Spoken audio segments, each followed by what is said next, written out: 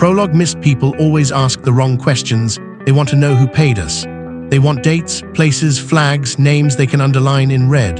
They want villains they can point at and heroes they can excuse. That's not how Crownfall worked. Crownfall wasn't built for history books. It was built for footnotes, the kind that get removed before the ink dries. I didn't join Crownfall because I missed the war.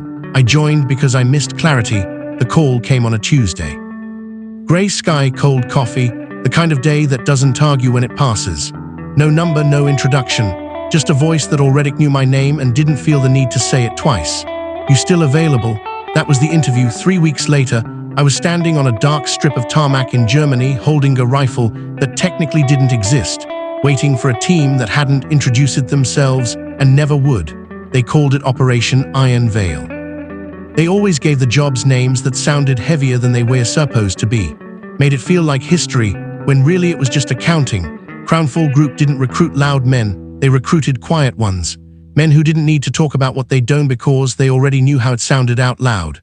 Veterans who understood that survival wasn't about bravery, it was about timing, discipline, and knowing when not to ask questions. My call sign was missed, not because I was sneaky. Because I never stayed where I landed. Germany was meant to be easy. That's how you know it won't be. Old East German infrastructure, abandoned logistics site, a handful of armored men who thought they were important because no one had corrected them yet.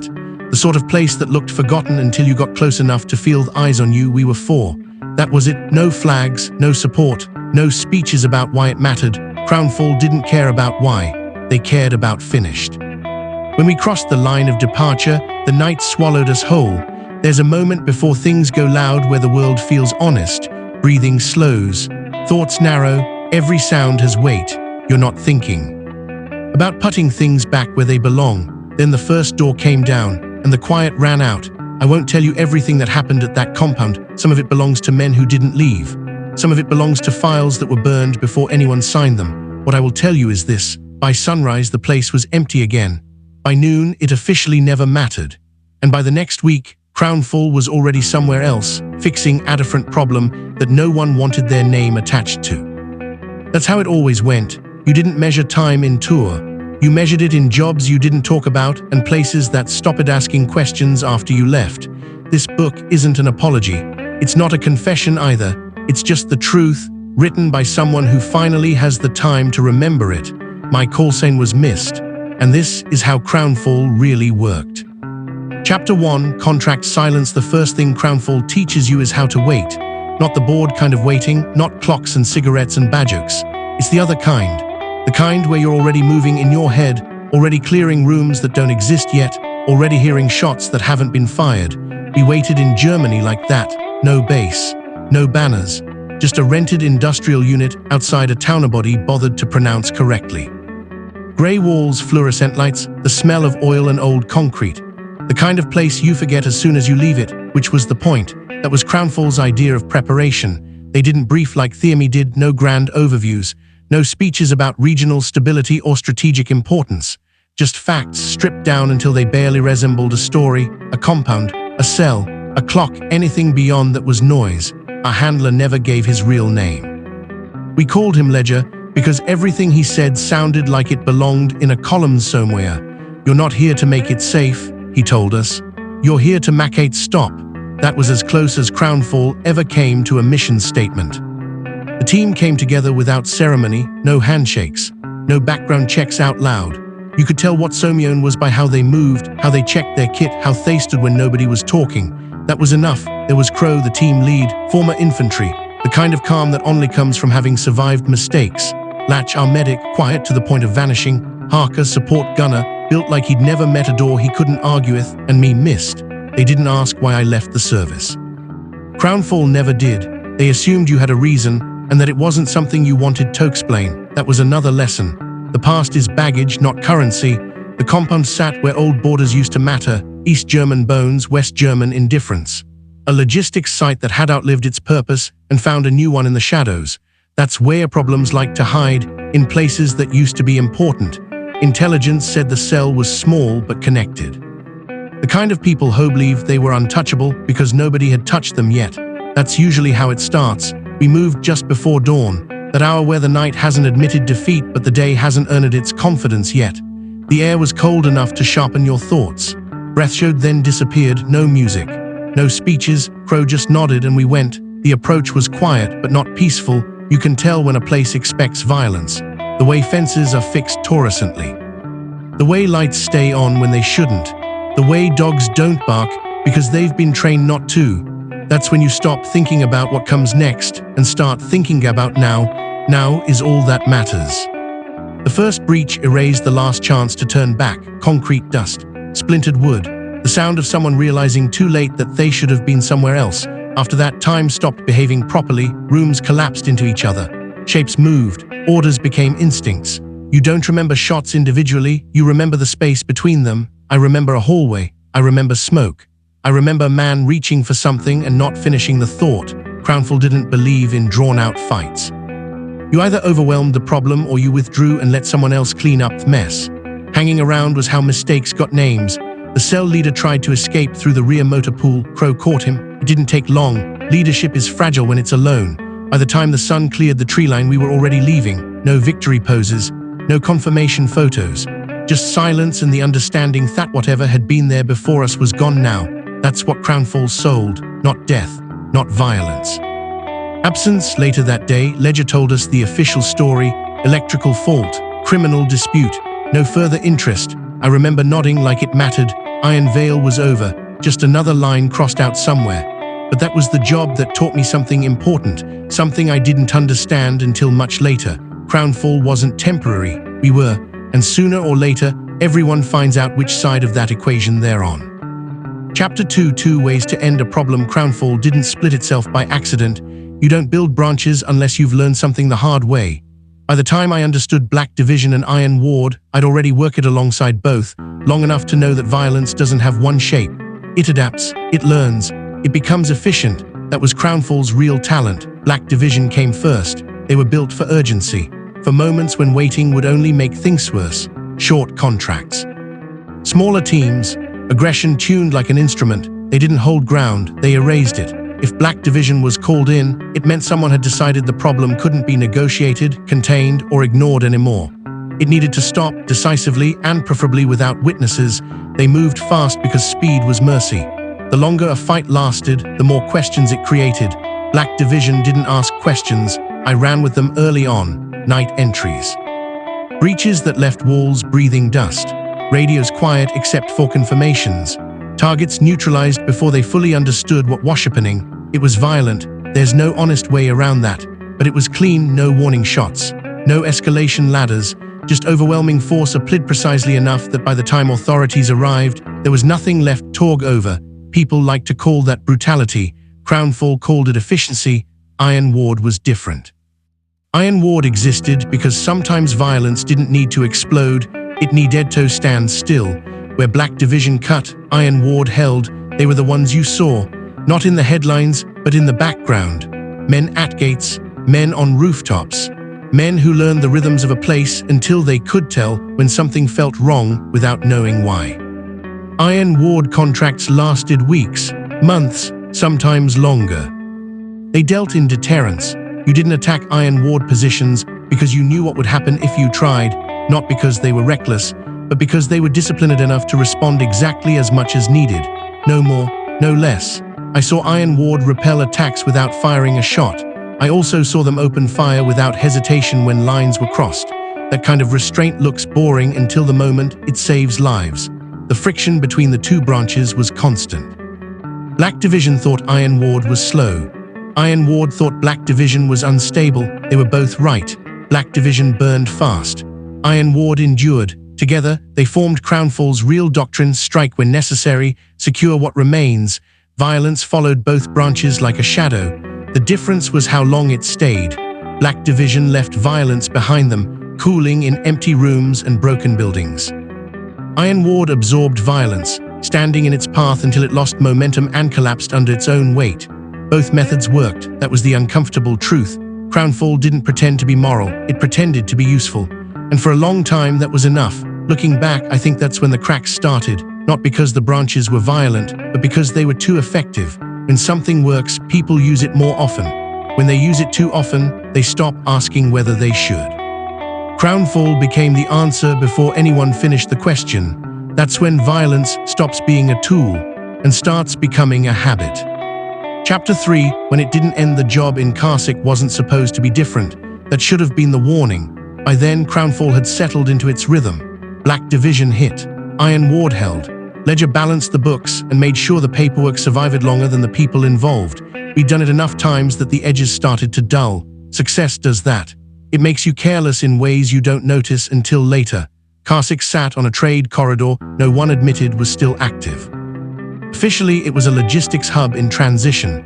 Unofficially, it was a bottleneck: fuel, weapons, people, information. The kind of place where everything passed through eventually, whether it was meant to or not. Black Division was tasked to remove a broker operating out of the old rail yards. Iron Ward was contracted to secure a nearby energy facility once the noises settled. 2 branches. 1 timeline that should have worked. We moved first. Black Division always did. The hit went by the book: fast insertion, hard breach, immediate contact. The broker didn't resist. His security tried. That imbalance lasted less than a minute. I remember thinking it felt too easy. Easy jobs linger in your head because they don't leave anything to blame. Extraction was clean, no pursuit, no alarms. By the time Iron Ward rolled into position, the rail yards were empty and officially abandoned again. On paper, it was flawless. The problem was what came after. Iron Ward settled in and started noticing patterns. Movement that didn't line up. Questions that didn't stop. The broker had been a node, not a head. Removing him didn't collapse the network. It shifted it. Violence had solved the immediate issue, but it had also announced something else: the corridor was valuable. Iron Ward absorbed the fallout. Protests that weren't really protests. Recon teams pretending to be contractors. Pressure that stayed just below the threshold that justified escalation. They held their ground. That's what they were built to do. Black Division redeployed. New contract, new location. That was the model: you cut, you move on, you don't look back. But Karsik didn't stop moving. Reports filtered in. Iron Ward engagements escalated. Rules tightened. Documentation thickened. Every action had to be justified twice. Once tactically, once politically. Iron Ward could handle that. What they couldn't handle was being left with a situation that had no ending condition. I went back months later, not officially. I was still Crownfall, but I wasn't assigned. I just looked. The energy facility was secure. Perfectly so, too perfectly. Every fence reinforced.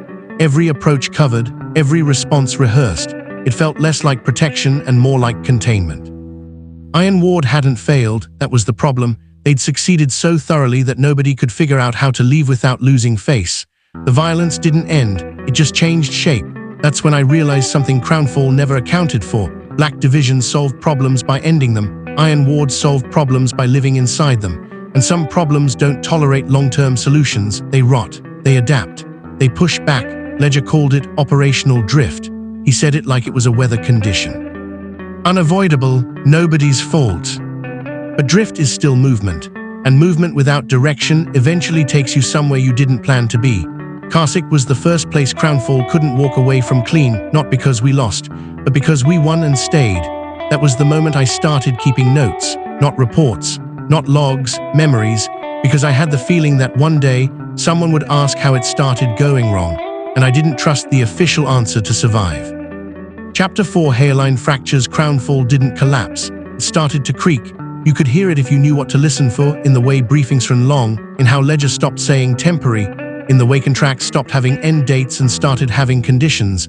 Conditions are how problems outlive intentions. The first sign was paperwork. Iron Ward reports doubled in length. Every patrol logged. Every interaction documented. Every restraint justified. Lawyers replaced analysts.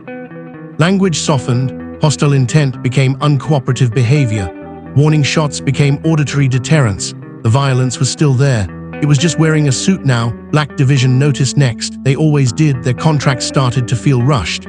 Targets were less defined. Intelligence came with footnotes instead of confirmations. Extraction windows narrowed. Speed without clarity is just panic pretending to be confidence. I sat in on a joint brief that felt wrong from the start. Black Division was tasked to neutralize a cell believed to be targeting an Iron Ward facility. Believed. That word sat heavy in the room. Iron Ward wanted certainty. Black Division wanted decisiveness. Ledger wanted signatures. Nobody wanted responsibility. The hit went through anyway. It always does. The cell was real, but incomplete. We hit safe houses, seized weapons, put men on the ground who didn't get back up. What we didn't find was the link, the proof, the trigger that justified the timeline. By morning, Iron Ward facilities were still under pressure. The problem hadn't been removed, it had been provoked. That was new. Crownfall had always prided itself on being reactive but controlled. Now we were shaping environments instead of correcting them. That's not precision, that's influence. And influence demands upkeep. Ledger started traveling more face-to-face meetings, closed doors, longer silences after calls ended. The handlers stopped rotating. That's when people start protecting positions instead of outcomes. Iron Ward began reinforcing sites that hadn't been requested. Black Division began declining contracts they would have taken without question a year earlier. Those refusals didn't go unnoticed. Nothing ever does. The first operator left quietly, no farewell, no incident. Just gone, Crownfall marked him as inactive. Retired, not deceased. Inactive, then another. Then a medic requested reassignment and didn't come back. High turnover was normal, this wasn't. I asked Ledger if Crownfall was changing. He looked at me like I'd asked if gravity was optional. Market conditions, he said. Adaptation, didn't say improvement. Violence didn't increase, that's what scared me. It became routine, contained, managed, scheduled. Black Division still hit hard. Iron Ward still held ground, but the reasons blurred, no clear endings. No clean withdrawals, just maintenance. That's when I started to wonder if Crownfall still existed to solve problems, or if it had become one. Organizations don't fail when they lose control. They fail when control becomes the goal. By then, I'd stopped counting contracts. I started counting exits. Because I knew how this ended, not with a bang, with a memo. Chapter 5, the contract that didn't end. Nothing changed at first. That's the part people misunderstand. When the war in Ukraine began, Crownfall didn't suddenly become something else. There were no emergency meetings, no speeches about history unfolding. The brief stayed the same length. The language stayed clean.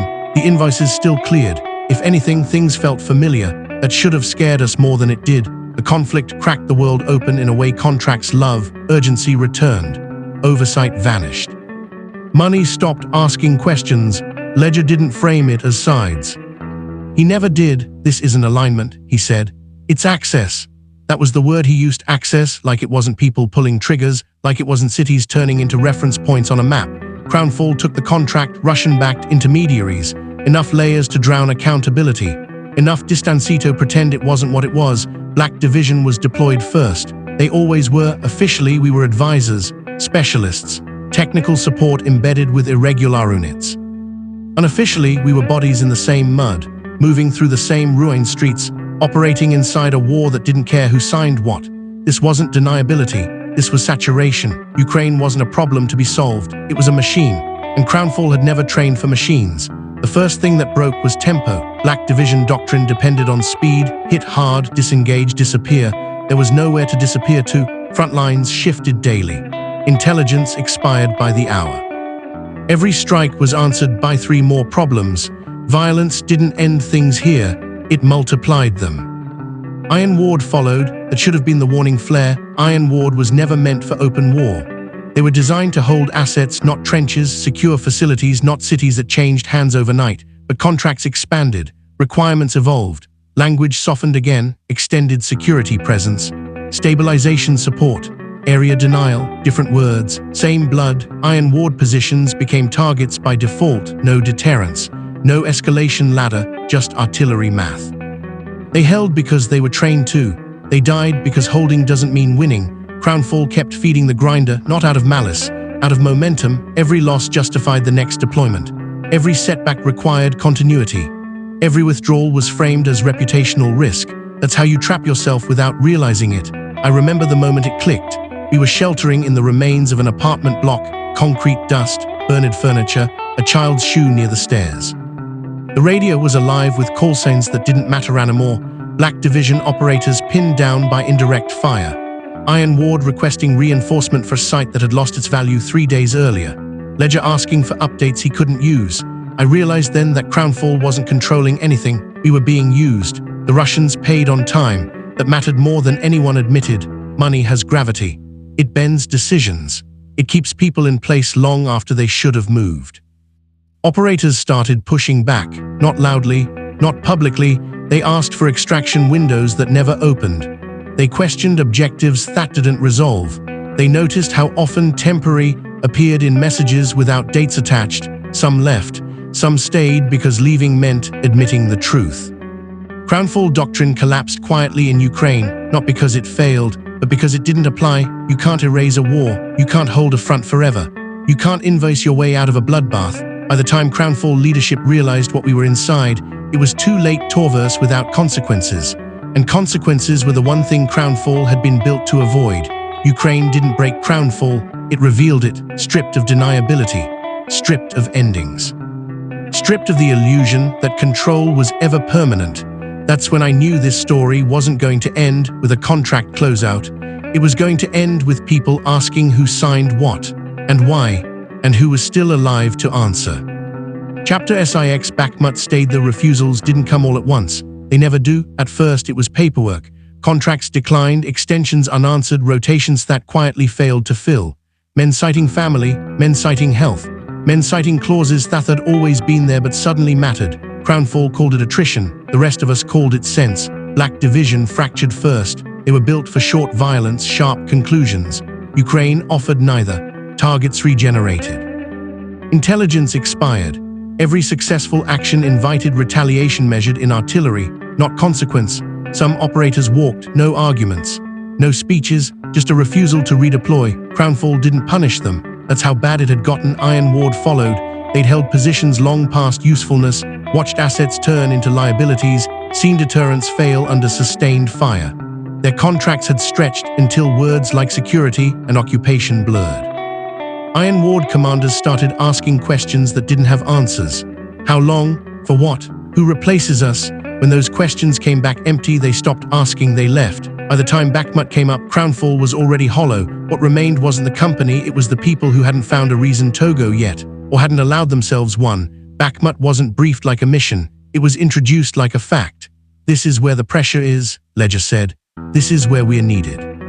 Needed, that word again. Most of Crownfall refused the deployment. They weren't wrong. Bakhmut was already a graveyard by the time we arrived. A city reduced to references, intersections named after buildings that no longer existed.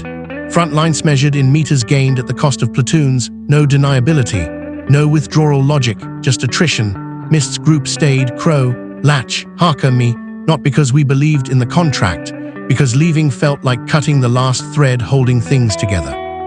And because by then staying felt easier than deciding who you were without it.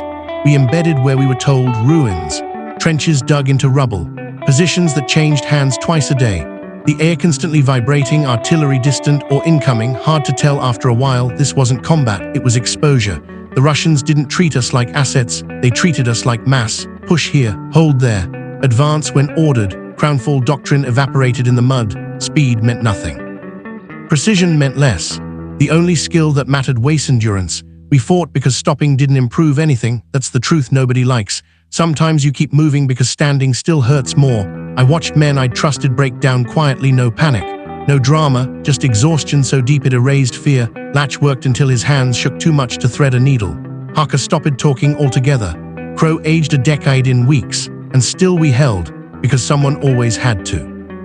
Bakhmut didn't care who you were, PMC, conscript, volunteer, it ground everything down to the same shape, mud, noise, loss. Crownfall didn't issue guidance anymore. Ledger stopped calling. The company that had once measured success by absence had become invisible itself.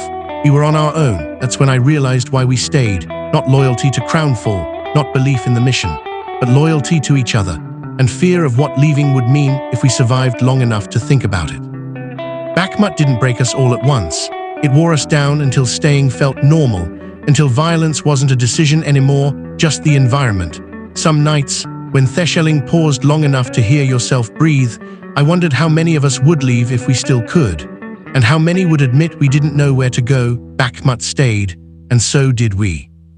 Chapter 7, the cost of holding the order came through like all the others, short, vague, urgent, and advanced to regain a block that no longer had a name, just a grid referencing a reason that sounded important enough to justify trying. It wasn't, we all knew it wasn't, but knowing doesn't stop momentum. It just makes you tired sooner. The plan assumed resistance. It didn't account for saturation. By the time we moved, the ground was already marked. Every approach registered. Every pause invited correction. Artillery doesn't need to see you toughen you, it just needs probability, and we were predictable. The first impact came before we reached the line, not close enough to kill, just close enough to remind us where we were. Dust, shock, ringing ears. We kept moving because stopping would have made it worse.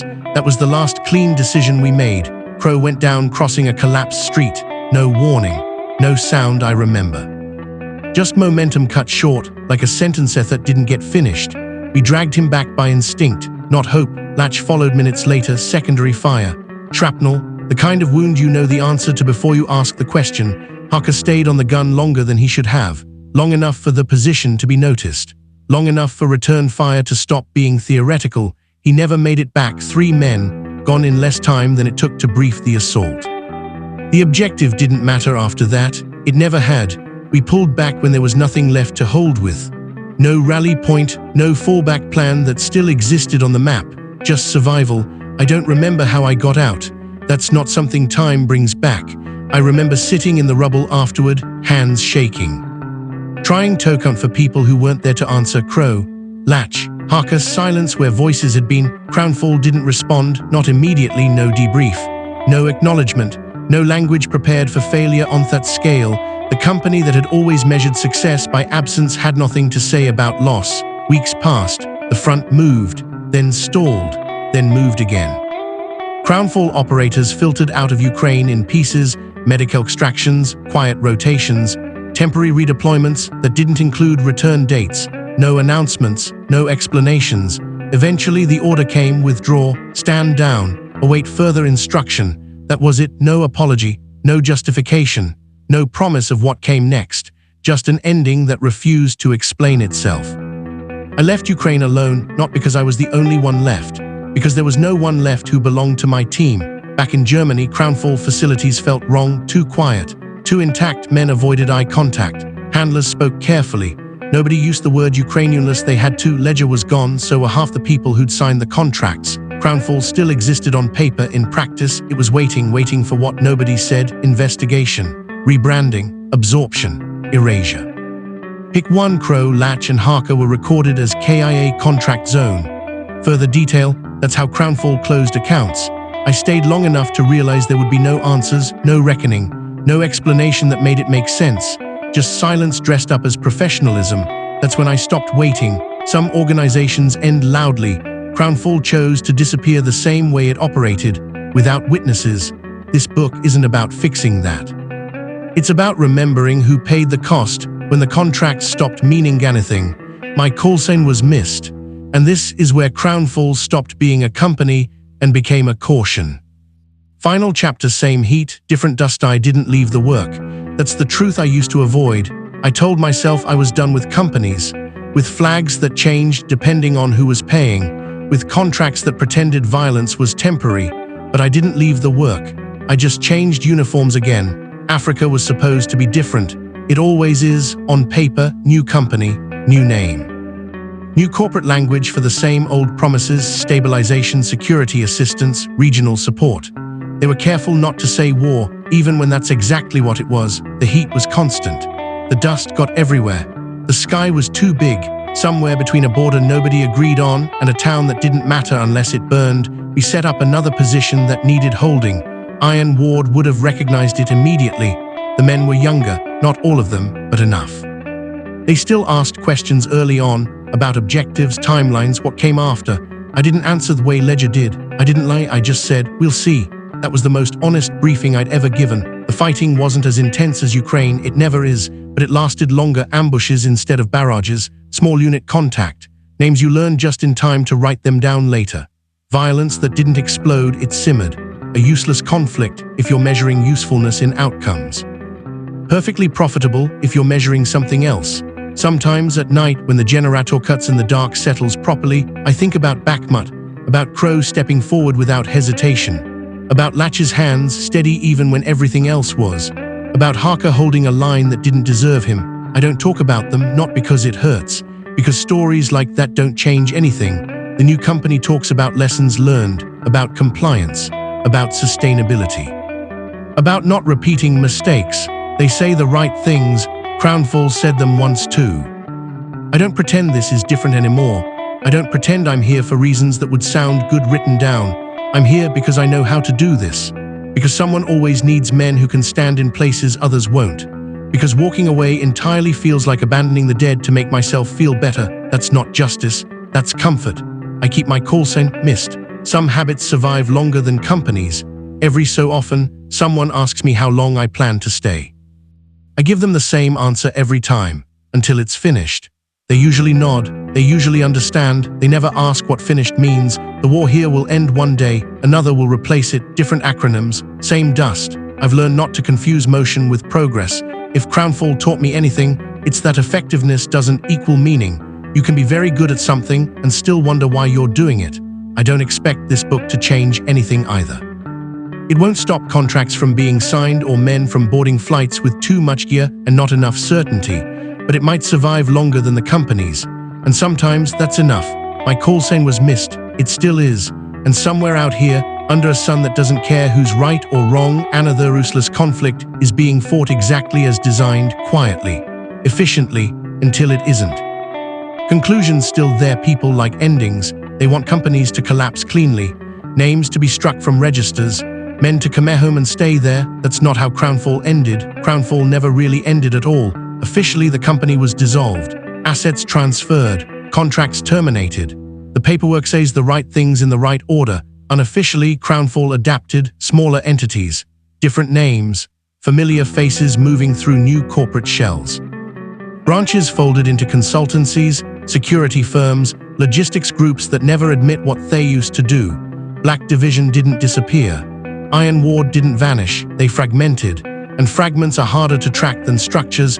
Men like me still exist, not because we believe in it, because the work keeps finding us. Somewhere right now, a Crownfall trained team is clearing a compound that won't be mentioned in the morning brief. Somewhere else, another group is holding a facility everyone agrees is critical and nobody wants responsibility for. Different patches. Same doctrine. The world hasn't outgrown companies like Crownfall. It's learned how to hide them better. As long as there are problems no one wants their name on, there will be contracts written carefully enough to pretend they aren't what they are, and there will be men willing to sign them. I don't know if Crownfall still uses the name. I doubt it. Names attract attention. Methods don't. If you're reading this, Crownfall has already succeeded once more, not because it won, but because it endured. Somewhere right now, a team is waiting on a briefing stripped down to the essentials, a place, a reason, a clock, and a quiet understanding that when it's over, nothing will be written down the way it really happened. Crownfall still exists, so do the men it made. And until the world stops needing problems handled without witnesses, someone like me will still be out there, moving through the dust, answering to a call sign that outlived the company that gave it meaning.